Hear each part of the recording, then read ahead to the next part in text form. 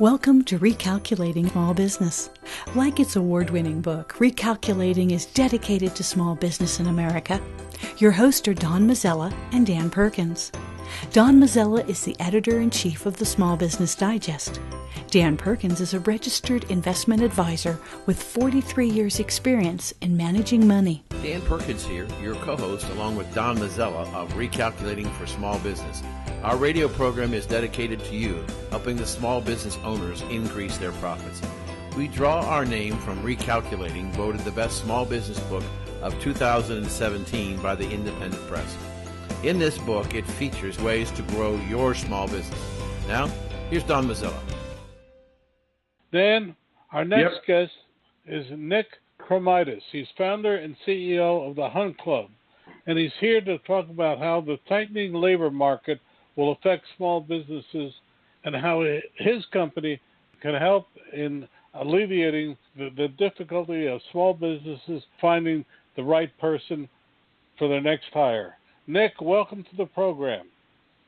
Thank you guys for having me, and thanks, Donald. Appreciate it. Excited to be here. Okay. Nick, we have a lot of questions. I'm going to start with one, then turn it over to Dan. But what is unique about the Hunt Club, and how does it help a small business? Hunt Club really helps small businesses by taking the power of technology and leveraging referrals to help you get great people.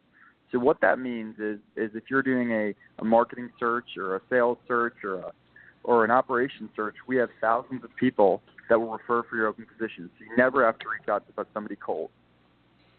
Okay. Dan, I'm going to turn it over to you. Thank you. Welcome to the show. Thanks. I'm sure you saw the unemployment number on Friday of 3.9 nationally, but there are some sections of the country where the unemployment rate is reaching close to 2%, almost unheard of. And my concern, Nick, as a registered investment advisor with 44 years experience in managing money, my concern is that we're at 3.9%, and we're just really getting started in this new version of the economy. The tax bill didn't pass until last fall, just getting implemented right now. We could find ourselves in not a 2.5% to 3%, but maybe a 3.5% to 4% or higher GDP, and we could see unemployment rates drop nationally closer to 3%. Where are we going to get the bodies to fill the jobs? Yeah, it's a great question. It's why there's an overall war for talent right now, and how to use new tools and tactics and methodologies to attract the best people. So if I'm and I am in a growing company, so we even think about this problem as a recruiting business, but it's got to come from really kind of doing two things well. One, training the next crop of young employees entering the workforce and some of the new tools, trades, and skills on, how to be progressive with what companies are hiring for, and two, companies modifying and adjusting their tactics on how to build systems and processes to attract, recruit, and retain the best people. So three things should be top of mind. How do you think about matching entry-level employees and training them to modify and adjust your skill sets? How do you attract the best people that are working at somewhere else? And then how can you implement programs to really retain your key performers so others don't grab them in this period?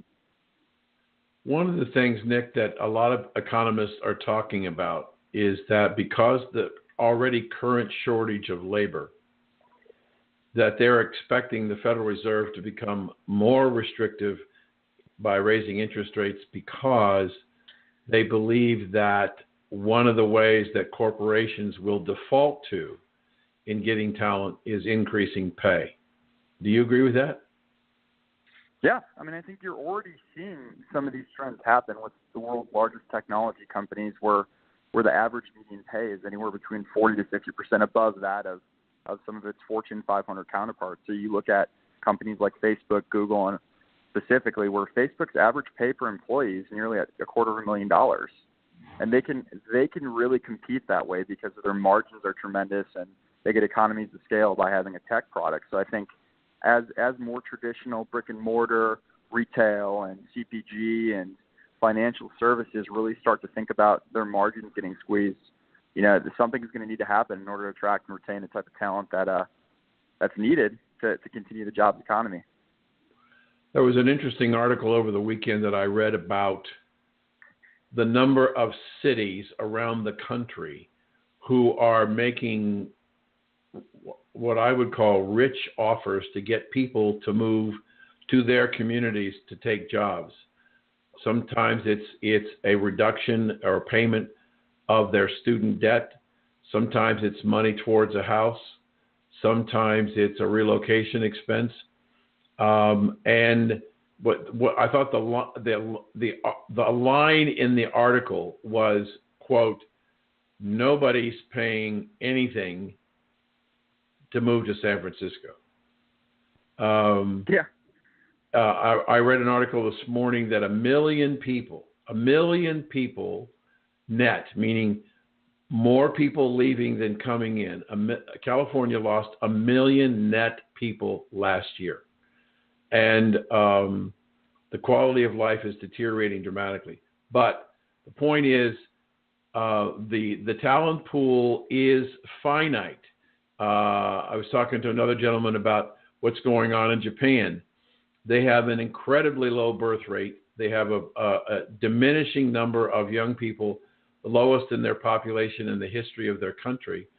And they have a very restrictive immigration policy. So they're struggling to find people to fill jobs to continue to try and expand the Japanese economy. We have about 93 million in the out of the workforce for various reasons. And as somebody very much involved in trying to find talent to fill jobs, have you in your company thought about farming the retirees? Yeah, I think there is a big push and movement going on right now towards thinking about how to diagnose, find, train alternative labor sources for various types of roles. So, for our company specifically, we're still so young and growing that we've got a little bit of a playbook that's different, but a lot of our customers are kind of very uniquely thinking about, how do I attract and find new sort of labor pools of people that maybe don't fit the exact paradigm of what I'm looking for, but training them on the skills to be effective to help my organization grow. So I think it's something that we're seeing across a lot of our customers right now. It's a very real trend. And as you mentioned, in a massively supply constrained world, you need to create supply where it doesn't exist. And I think, I think it's definitely a trend that we'll see growing forward. The last number I saw was that the underemployed or unemployed people in terms of numbers were something like 93 million people in the United States. And I'm sorry, go ahead. No, I was going to say, I thought it was the total non-foreign payroll employment increased by around 164,000 folks in April. So I think you're trending in the right number there, and it's obviously, as we saw, it's edged close to 3.9%. So it's if you're a company looking to scale quickly, it's a hard time to do so right now unless you arm yourself with some new tools, processes, and techniques. When you let's take your company, for example, Hunt Club, based on what you just told us, you have some concerns about finding the people to grow your business. And if we look at what we've just been talking about, older employees, do you think that older employees and younger employees, especially the older ones who might be new hires, will have any problems getting along? No, I think if you're looking at the right organization that's built the right way, it's a skills-based thought process and model first. So, I think cultures may clash differently depending on, how folks have grown up and been rooted in technology with maybe not as much as far as the workplace. But I think it's, the most sophisticated companies, and we don't claim to be that, but we certainly try and be as open-minded as possible about talent in every form or fashion, should be interviewing and really assessing based on skills first, adaptability, and an understanding of, fit and culture fit after. And I think for us, we're willing to look at any type of profile of person if they kind of fit some of our core values. And for others, I think you're seeing a shift change for, originally there'd be a very square peg of the bullseye that you're trying to hit. Now they've opened and broadened that out to broaden the talent pool of who they're targeting. So I think it's, I'd encourage companies like we encourage our own to be open-minded and broad about what type of profile equates to success and have that map and align to culture fit, core values, and the specific skills that need to be trained.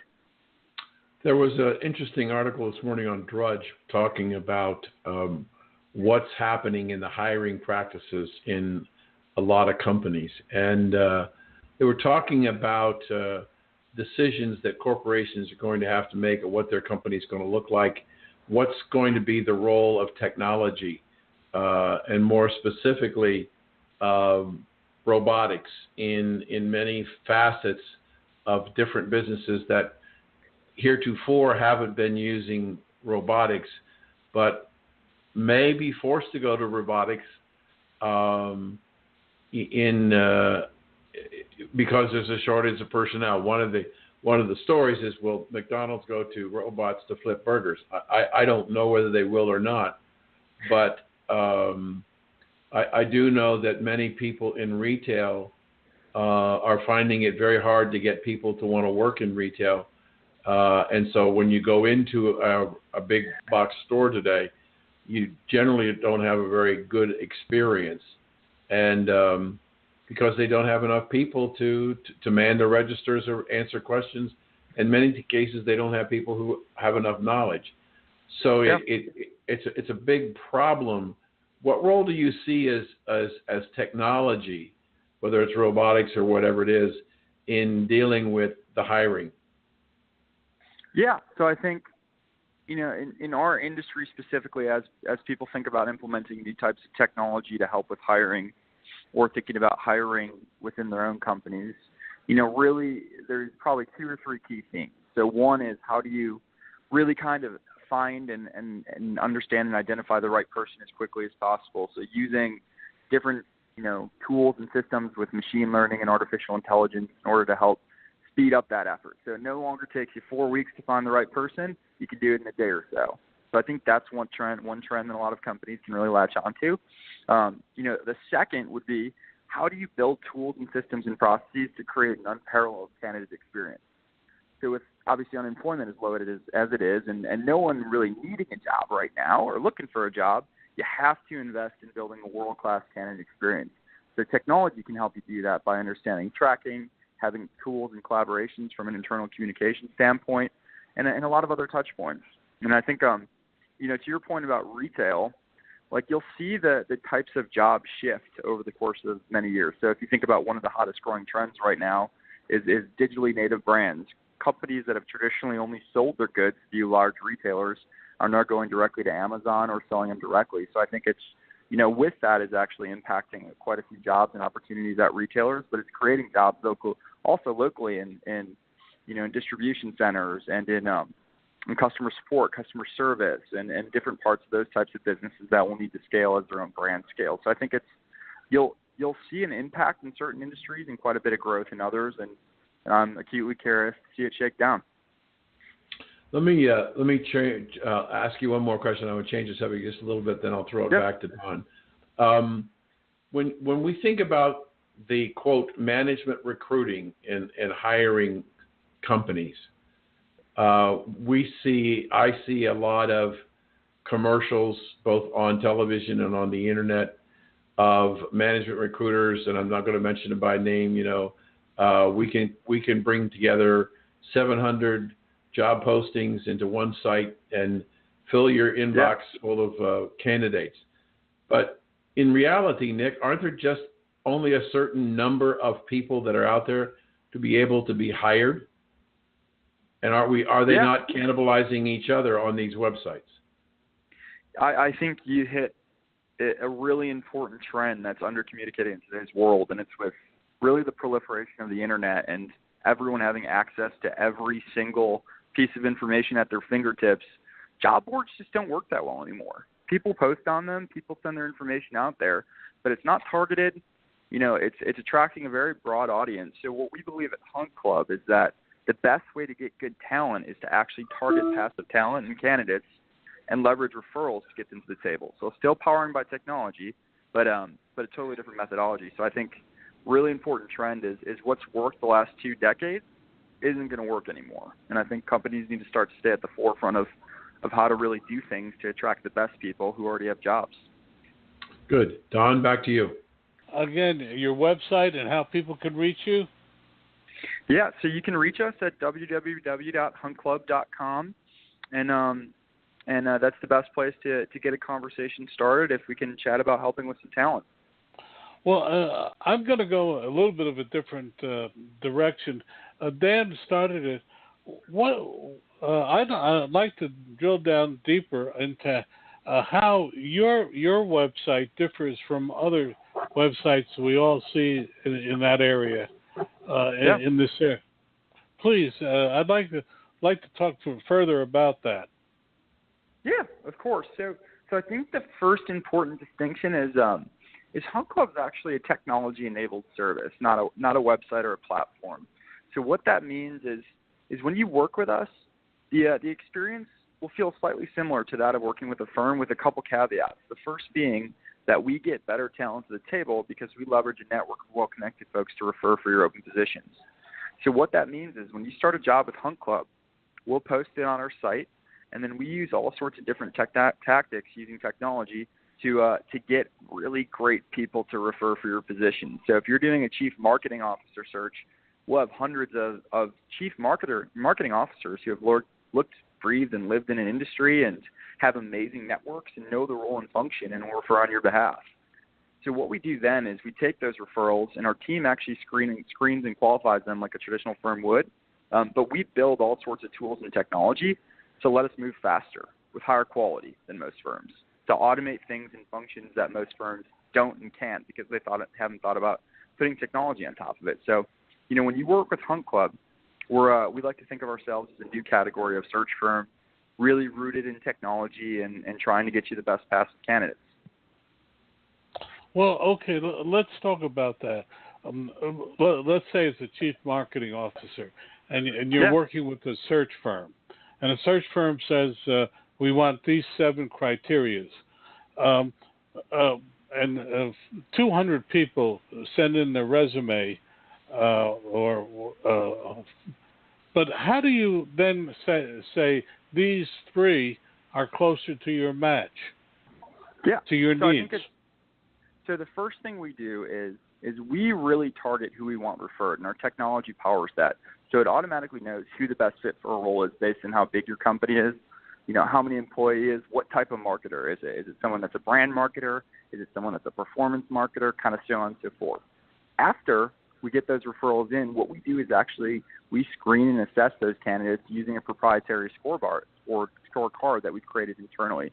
So something that really allows us to understand, who the company is, what they're looking for, and really kind of understand those data points against it. And we build that scorecard based on essentially having done hundreds of searches in the past and being able to get smarter using machine learning on what the actual profile of the right candidate should look like, not just any candidate. So we can take 200 people and get it to the best 10 people, usually in sub 2 to 3 weeks, using human intervention and great technology. Let me, I'm a small business. How do you charge? Yeah, so we've got 3 business models. So one of them is we can come in and do all of your recruiting. And so that's usually a monthly retainer plus a success fee, so everything that we place. We've got our search model or a one-off model. So if you only have a couple needs a year, it's basically a small retainer plus a success fee. And then our third model is more of a lead gen model. We call that pipeline. And it's basically we do everything up to managing the candidate experience once you work with the company, and that's a monthly retainer as well. So you pay us a monthly retainer, you pay us a little bit more after we successfully place the role, and we work with you closely as a partner. Very interesting. Do you also do you specialize by sector, by position? How do you separate out the various? What I mean by that, executive level, C level. how do you break out your searches? Yeah, so we work more with a specific category of companies. So who we focus on is very much fast-growing venture-backed businesses, small businesses that are engaged or involved with private equity firms, or larger companies looking for sort of innovative talent that's been rooted in technology. So think of, if you're a large CPG company that's building out an innovations group and you need a type of talent that doesn't necessarily exist internally, we can help with that. Or if you're Pinterest and you're looking to grow your headcount by 150 people and need a firm that knows how to move at your speed, we can help with that. Or if you're a local small business and you've never hired a director of operations and you need someone that really understands how to help there, we can do that too. So we really verticalize by the type of company. The benefit that we have at Hunt Club actually is since we've built out a network of every industry focus, so think of finance, sales, marketing, so on and so forth. We actually rely on our influencers to refer and tell us who's good, and then we'll screen and assess after and make sure that their targeting's on. So we can really do everything across the board. Well, the $64,000 question is, many of them say, please specify salary, past salaries. Has that become passé because of the recent laws, or do you still permit the company to ask that question? Yeah, so there are states right now that have made it illegal to actually ask salary compensation requirements. So what we do is we generally understand sort of the ballpark range of what a compensation spec is for our clients' roles, and then in our conversations we'll kind of feel out if that range is actually in target for what they're looking for next. So it's it's becoming more and more of a taboo place to play in, and so we train our team to lead with a range and rely on that. Dan, I'm going to ask one more question, then turn it back to you. I guess, do you see any trends? I'll ask the question that always comes up. Are there trends in terms of preferring women, preferring minorities? Anything that you've seen that you could pass on to our audience? Yeah, and I think the biggest trend isn't necessarily as much about gender or ethnicity, it's more about just culture differentiation and diversity. So, and diversity can mean a lot of different things. Primarily the way that we'll define diversity is how do you hire and attract talent that is different than your existing, core subset of employees that is still a culture fit? How do you create new network effects to hire somebody that doesn't necessarily know half the company or know if they're a small business or have a bunch of people that already work there that they know? So I think really it's about finding people that have different perspectives so you can engage and get those fresh perspectives to help grow your business. So I think it's, the best companies in the world that we get the fortune to partner with really think about diversity that way and have initiatives to hire against it.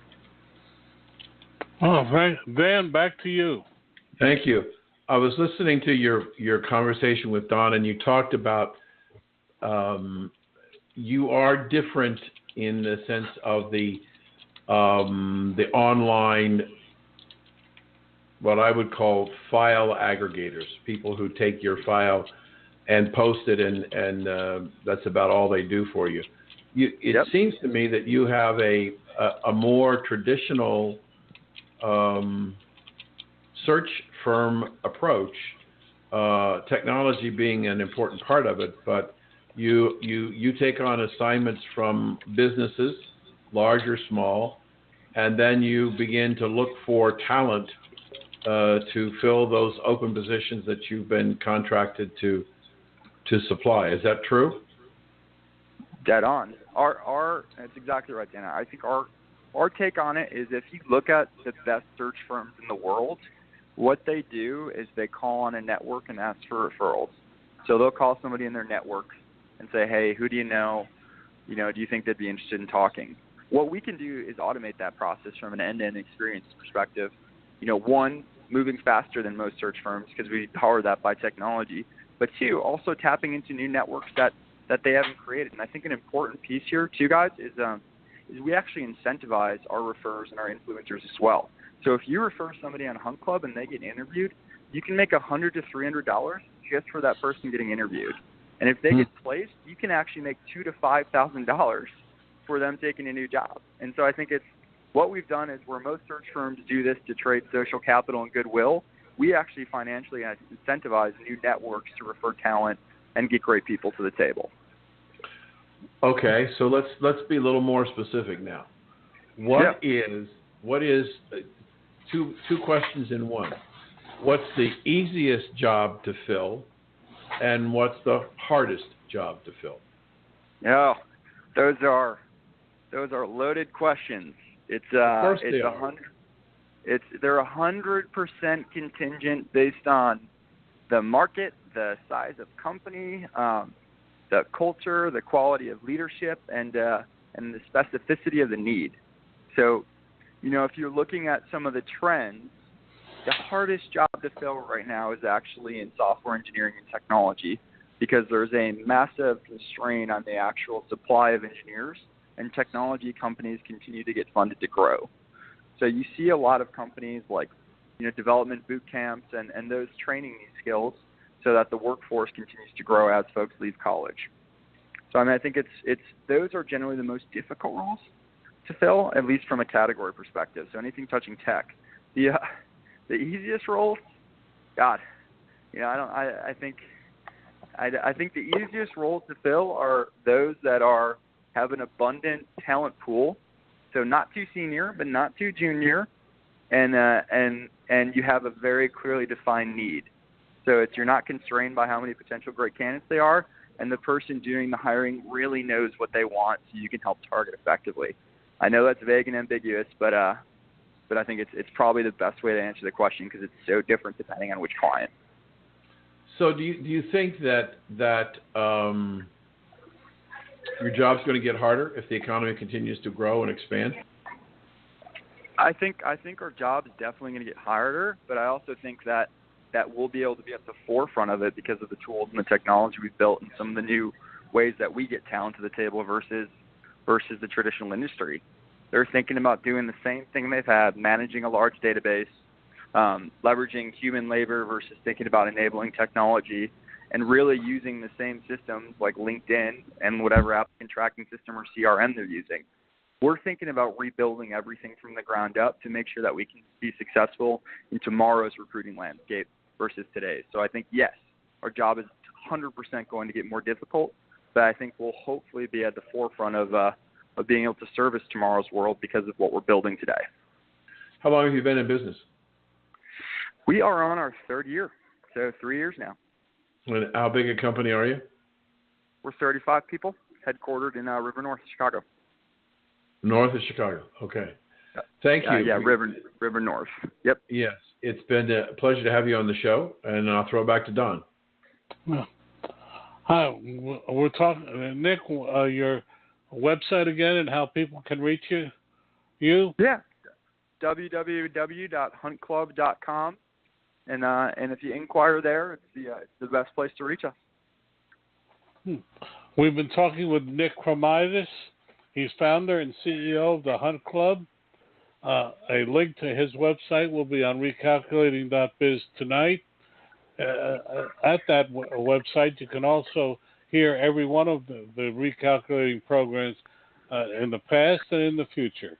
Nick, we welcome you and thank you so much for being with us. It's been a very illuminating time. Don, Dan, thank you guys for the time and the opportunity. Enjoyed the conversation. Thank you, sir. Want to know more about health savings accounts for your company or yourself?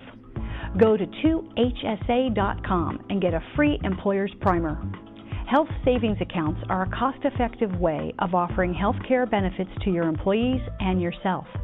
HSAs build retirement funds for your employees, improve morale, and reduce your health care benefit cost.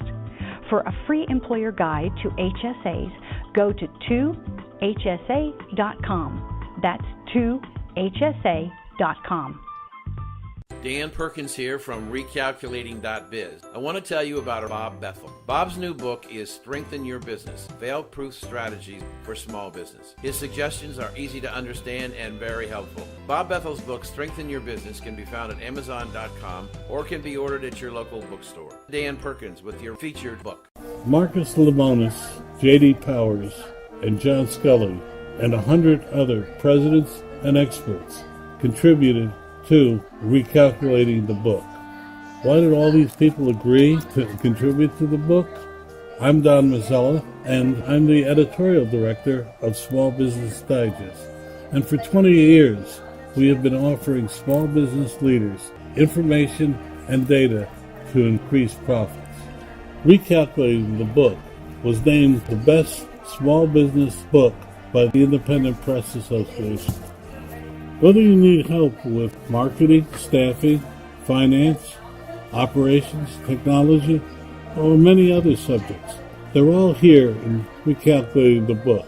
They're now available at Amazon at a reduced cost. We've also created the radio program Recalculating on recalculating.biz.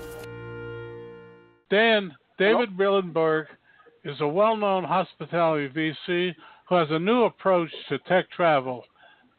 He intends to reinvent travel, but before we hear about his new offerings, and we'll look for our audience to know a little bit more about him. David, welcome to the program. Thank you very much. It's a pleasure to be on the program.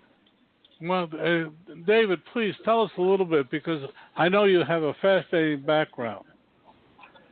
Yes, I've been in the tech and travel space for the last 2 decades. Mostly the first part of it through mobile internet and payment systems, and then migrated that to the hotel space, where I've dedicated the last decade investing in the hotel space. And basically, a couple of years ago, when we started seeing all this blockchain and crypto started to happen, it was a perfect convergence of my experience in payments and on internet, and then the hospitality space. So we've spent the last 12 months, 18 months in really studying the space and how it's going to converge. So that's what I've been working on with STEP for the last 18 months. Well, Dan, I'm going to turn it over to you. Thank you. David, do you have a website? Yes.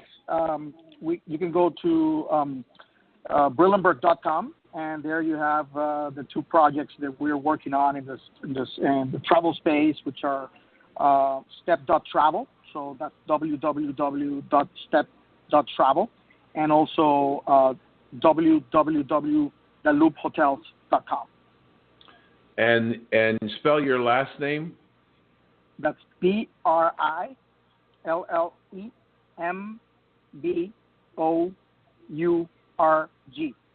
So it's Brillembourg.com. Correct. Okay, so let's talk about hospitality. There seems to be a whirlwind of mergers and sales and acquisitions of some a lot of hotel space in the country. There are hotels chains that seem to be floundering. Are we traveling as much as we used to, David?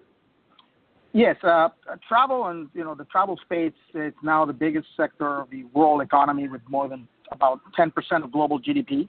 So we're looking at an $8.9 trillion market when you combine all the pieces of the travel business, the airlines and the hotel elements of it, and it's growing pretty much twice as fast as the overall global economy. So, and today it's contributing at least 1 out of every 10 jobs in the world are coming from the travel space.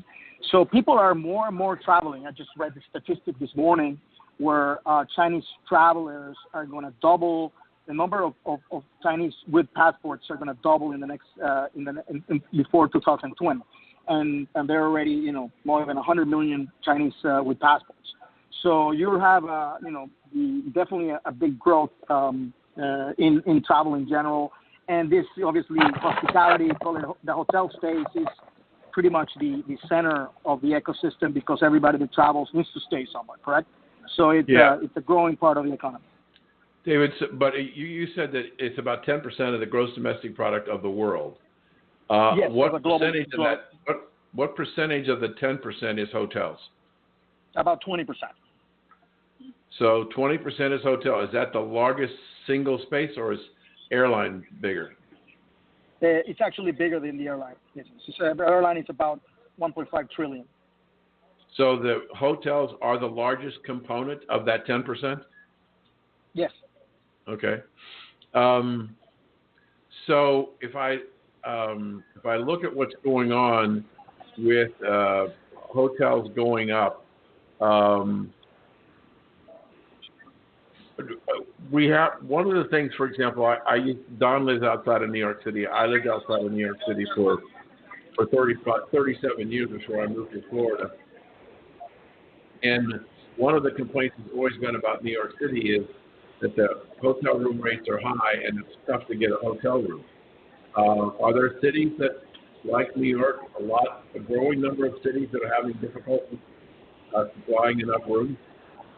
Yes, I think that one of the biggest challenges the overall tourism space is, and travel space, hospitality is facing is really the over-tourism. So cities like Paris, New York, San Francisco, LA, obviously major cities in the world, Madrid or Barcelona that have major destinations for tourism are starting to be very, very crowded, not only because of the leisure travel, but also the business travel. Obviously, many conferences and business that happens in this place, in these places. One of the interesting, call it new developments, is obviously things like Airbnb, where you have an additional increased inventory of rooms that were not there before, correct? So now Airbnb is holding about 4 million potential rooms in their system, listings in their system. So it's a very big. Just to give you an example, the combined Starwood Marriott merger is about 1.5 million rooms. So it's a new phenomena that is happening with all this sharing economy contributing in new rooms to destinations like New York City or even Orlando, which is announced numbers of tourism. 72 million people visit Orlando last year, so that's a major destination. I was on I do some other radio and television, and I happened to be on China Global Network, and it was after the death of Fidel Castro, and the reporter from Havana was talking about how things are changing, becoming more westernized in Havana, and she talked about how Airbnb has a, quote, significant presence in Havana. So after the show, I went on the internet and looked at Airbnb in Havana, which is about a population of about 2 million people. They had 11 Airbnb rooms, and most of them I would never want to stay in. So there's a little stretching of the truth. The Airbnb is an interesting category because it's, in a sense, it's kind of like Uber in that if you got a car, you can drive. If you got an extra bedroom, you could be an Airbnb. But I suspect that in many cases, the quality is not available in Airbnbs as it relates to standalone hotels. Is that a bad assumption, David? No, that's a right assumption. I think that's really the main difference between an Airbnb is the consistency of service. Obviously, they're working hard with the resources they have in creating, instant bookings and things that didn't exist before that you have in the hotel space. And obviously, the consistency of the service of staying at a Marriott or Hyatt or any brand in the world is exactly that. You're getting consistency and you're getting loyalty. That's unique to hotels. And hotels are going to fight back, very hard, and they have great assets to do that. So it's going to be, next 5 years, 10 years are going to be very interesting to see how the lines blur between, Airbnb becoming also almost like a hotel brand, which they just announced that they're distributing hotels in a sector of boutique hotels, and Marriott just announced that they're getting into the accommodation business like Airbnb. So you're going to see a blurring of the lines between the hotels getting into the Airbnb business and then the Airbnb getting into the Marriott business. So it's going to be an interesting decade coming forward for hospitality. Interesting thing about travel now that's happening in the United States. I never thought I'd ever see this, but the number of people who are leaving California is about 1 million a month that are leaving California. and the net of coming in is somewhere around $300,000 a month. The reputations of Los Angeles and San Francisco with the needles and the filth and the homeless people is destroying the reputations of those cities. Do you have any thoughts on what happened there? Not specifically. I think obviously every city.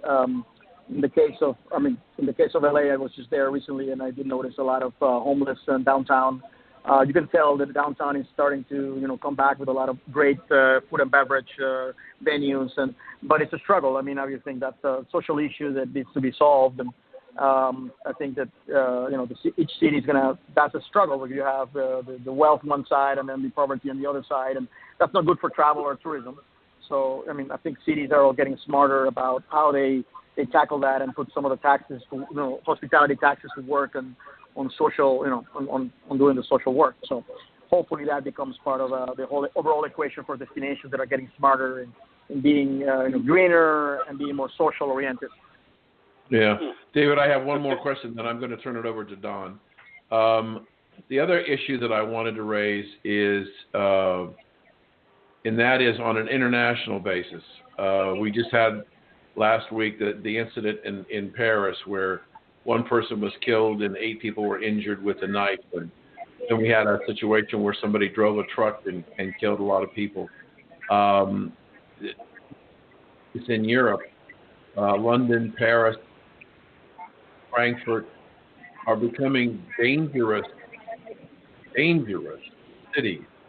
Are they experiencing a decline in tourism because of that uncertainty and the risk that people might be taking? Well, I think it's a great question. I think that you have now statistically 1.3 billion travelers, international travelers. So that's the size of probably everybody traveling internationally in the world. You are seeing destinations that are benefiting from the insecurities in other destinations, and that's an effect of growth. For example, in Spain, where the south of Spain has been growing, 10% out of a huge base of, tens of millions of travelers, and that's because people don't want to go to, people don't want to go to Morocco, and people don't want to go to North Africa. That used to be great destinations for European travelers, but now they're afraid to go. Happen to, think about also things like Sika in the Caribbean affected a lot of the occupancies by 10% in some Caribbean locations because people didn't want to, have an event in the Caribbean or a wedding because, you could, what happens if you get bitten by a mosquito. So I think all these things really affect significantly the destinations, and it's affecting the destination. Like I say, south, north of Africa is pretty much down 50% in terms of travel, so it's benefit places like Croatia. There were, secondary destinations, and now they're very strong. So Europe is actually, I think, London, Paris, and in general, the major European destinations are benefiting from this. So I'm not seeing, and I just recently in London and Paris and south of Spain, and I see an increase in travel there more than anything else. The statistics are saying, no, it's not affecting the isolated events are not being affected, but there are major destinations in Africa, even Turkey, they're down 50% because of the perception of risk for foreign travelers. Don, back to you. David, your website again?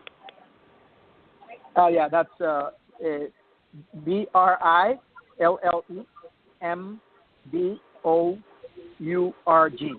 Brillembourg.com. Okay. I'm going to go a little differently. I want to talk about the older crowd, which used to make up a lot of the how should we say economy travelers. Do you see a changing trend there? Are they willing to bunk in some person's apartment? Do they demand more in terms of what are the trends in that area? Well, I think there's a huge demographic trend, and we've studied this demographic trends, and all our strategy in terms of businesses for Brillembourg and for both Loop and Step, which are two operating entities, projects, and they are looking at obviously the growing millennial market, and I'll drive into the obviously the more of the Gen X and then more of the Gen Zs. But millennials are anchoring the market in a different way, because we're now digital natives and what we call crypto natives. Everybody who lives in virtual money worlds.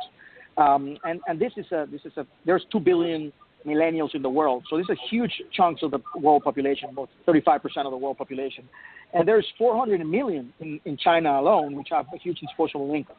So what we're finding is that the millennials, call it the 18 to 35, but really more the 25 to 35, are really going to define, in our opinion, the next decade of travel. And what happens is that the older generations, the Gen X's are becoming also younger in mind. So and also the older generations are becoming more connected. So we're becoming we're aspirational millennials, and the Gen Zs, which are the under 18, the teenagers, they are becoming also. Obviously they were born with Airbnb and Facebook and mobile. They are becoming also totally connected and like to travel everywhere in the world. So you're finding that there is a convergence into this middle ground where everybody wants to experience things. Everybody wants to feel the FOMO, the fear of missing out. They don't want nobody to miss out, and that's why we see everybody in Facebook, we see everybody in Instagram sharing, so the future of travel, in our opinion, is this convergence of experiences around destinations and especially travel products that really fit into this mindset. That it's really not an age, but it's more of a mindset, a connected mindset, a global mindset of travelers. So you're going to have a lot of what we call multi-generational travel, where the grandfather is traveling with the father and the grandchildren, and they're going to go, do an amazing excursion in a park, or they're going to go and do surfing trips in Mexico, or they're going to go and do rock climbing trips in Utah. So I think that what we see is a convergence of also elements of digital entertainment, like esports becoming such a big element of the entertainment space, with all the video games, sports, and with so many video gamers in the world. There are 500 million video gamers, 2 billion if you add the people that are playing games in their phones. You see a huge convergence of all of this into one massive experiential travel trend that we think is going to define the next decade. So I think it's going to be a mindset more than an age group, and it's being driven by the millennials, 25 to 35 year old anchors that are the ones where a lot of the investments are going to go into the next decade, in our opinion. Okay, well, our audience are small business owners, mostly here in North America. What does all this mean for them? Well, I think there's several things that means. I think from a travel point of view, everybody benefits obviously from this chunk of the economy. If you have a restaurant, if you have a company that is giving services to hotels or to anybody in the transportation industry, so everybody directly or indirectly from the travel space, correct? From this big 10% of global GDP. We think that there's a couple of trends that we talked about, like it'll change that basically will allow a lot of small businesses to integrate to this travel opportunity. So we think that in terms of distribution, in terms of loyalty, financing, especially for small hotel owners and for people providing services for those hotel owners, it opens a great opportunity to participate where they were not allowed to participate. Now these communities are starting to get built around blockchain and crypto and the behavioral change of millennials. When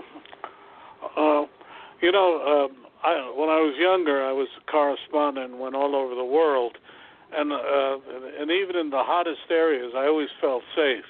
And when I travel now, I feel less safe, and I don't. Maybe it's because I'm older and I'm more closer to my mortality. But do you think travelers feel safer or feel a little bit more in danger today, no matter where they go, than they did, say, 10 years ago? I think that the mentality and the feeling of people is that people are very much aware of the danger everywhere they go. If you're in New York, if you're you could be a target. If you're in Paris, you could be a target. So I think that in general people are way safer and way more cautious, but people are still traveling more. So travel business is growing fast, 6% a year globally. So and I think it's more of the all these new demographics in India and China that are coming to the market that is helping it grow. So yeah, people are extremely, I would think, very aware of the dangers of being in a big city today. And also being in a, if you're in Times Square, you're aware. You're saying, okay, my God, I'm in a place where this could be a target. So I think there's a big mental trend towards being safer and being more careful. Dan, back to you. Thank you, David. I want to follow what Don just said, and I want to talk about our group, and that's the senior citizens, as we are sometimes called, or senior adults, as my dear mother used to say. We are the fastest growing segment of the American population at the moment. And we're going to be enormous by the year 2050. So do you expect to see another surge in travel as the senior citizens get older, or are their traveling days done? No, I think that it's going to be a surge because technology is going to allow people to continue to travel in a more comfortable way, to continue to be connected. Obviously, the improvements in the technology of medical services across the world are going to allow people to travel longer and for more years. And, the more that these destinations become scaled, think about a place like Cancun, for example, Riviera Maya, Mexico. It continues to grow, and it's going to continue to be a place where there are more and more things to do in a multi-generational way.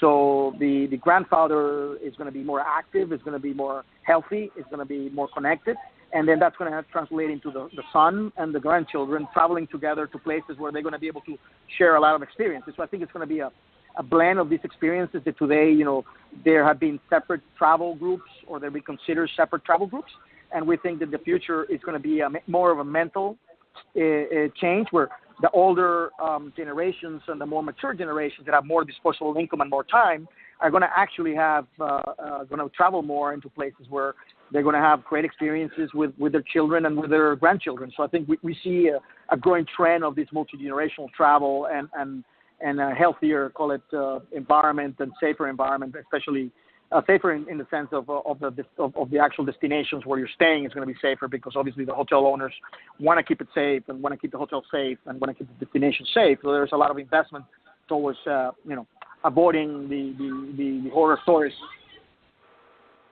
Yeah, David, there was I noticed recently on AOL they were talking about places to visit or retire to for seniors. And it's the first time that I've ever seen this item listed in expenses. They have airfare, they have hotel, they have meals, they have transportation. But now there's a new category, healthcare.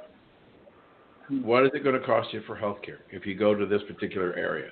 I've never, ever seen that before, that you're dealing with healthcare as a cost of travel, and so I just thought that was fascinating. We're almost out of time here, so let's talk about one last thing as a quick introduction, and the impact of rising oil prices, what that will do to airfares, and how that will affect travel. Well, I think we all know that I don't think it's going to affect the actual demand of travel, because now, as you just mentioned, the travel package involves so many elements that are beyond just the airfare. Now you have an increased competition in obviously in routes, airlines, and a lot of, call it, affordable airlines that didn't exist before. So there's a big battle between all the global airlines to continue to drive prices down, efficiency down. Planes themselves are becoming way efficient, more efficient in terms of gas consumption and performance. So that's going to translate into cheaper tickets. So I think it's obviously we're all aware because it affects transportation not only on the air but also when you're transporting yourself in location.